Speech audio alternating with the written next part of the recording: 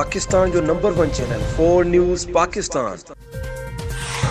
आजादी साहब जिंदाबाद, आजाद साहब जिंदाबाद, आजाद साहब जिंदाबाद, आजाद साहब जिंदाबाद, साफी इत्तेहाद जिंदाबाद, साफी इत्तेहाद जिंदाबाद। ते हमला बंद करो, आप कीरो ते हमला कंदड़ गिरफ्तार करो, आप कीरो ते हमला कंदड़ गिरफ्तार करो, के धमकी दींदड़ गिरफ्तार करो, जुल्म के सामने हम नहीं।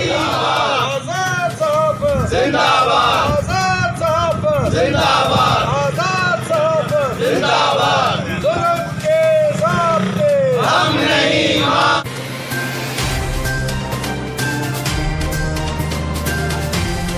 वधिक न्यूज़ अपडेट लाइ ॾिसंदा रहंदा 4 न्यूज़ पाकिस्तान।